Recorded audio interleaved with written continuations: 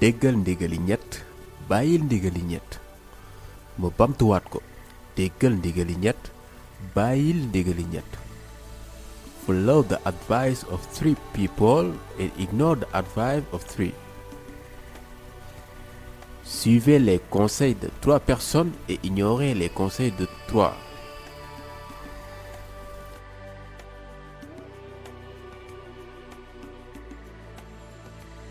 Un dicton de Kotty Barma, quand il a dit cela, il conseillait aux gens de suivre les conseils de son père, de sa mère et de son fils aîné, et de résister aux conseils de sa femme, de son esclave et son griot. Les 3 premières sont motivées par les intérêts de l'homme, alors que ces dernières sont motivées par leurs intérêts personnels et ne s'intéressent qu'à ses biens. Bul mere li ci kaas bi mereel ku ko xelli. Ma bamtuwaat ko bul mere li ci kaas bi mereel ki ko xelli.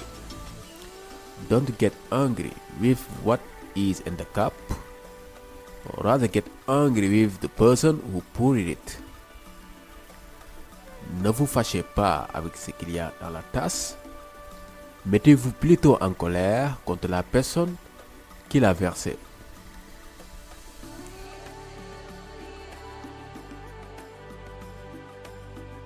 Il est bon de faire la distinction entre une situation agaçante et l'auteur de cette situation, entre la cause et les effets d'une situation.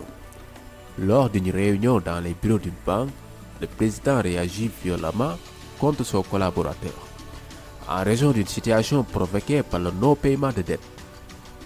La secrétaire voulant lui indiquer qu'il devrait appeler les mauvais débiteurs plutôt que les employés, cite ce proverbe.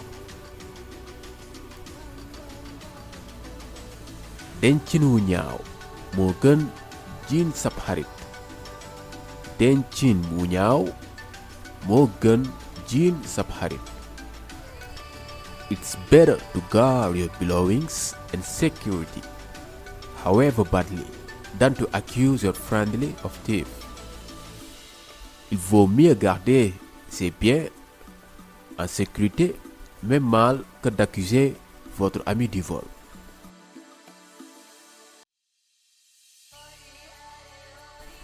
Si vous ne gardez pas bien vos affaires, vous risquez de vous les faire voler et vous serez méfiant de tous les amis qui sont passés au moment du vol. Ainsi, vous risquez d'endommager vos amis ainsi que perdre vos biens. Janax yu bari duñu gas menn pax.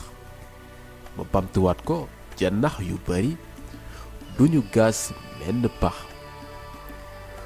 Beaucoup de souris ne creusent pas le même trou. Trop de cuisiniers gâtent la sauce.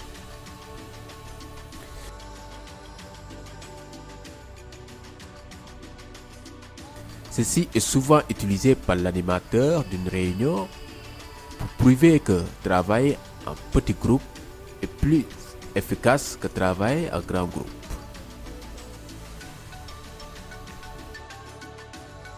Bu fukk di gas fukki di suul pënday bari waaye pax du fa am.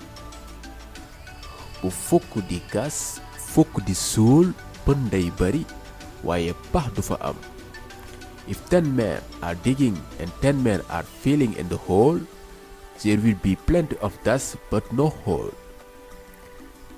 Si 10 hommes creusent et 10 hommes comblent le trou, il y aura beaucoup de poussière mais pas de trou.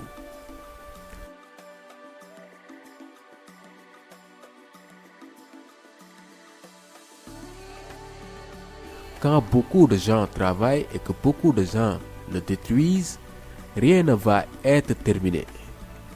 Pour réaliser quelque chose d'important, chacun doit coopérer et travailler dans la même direction.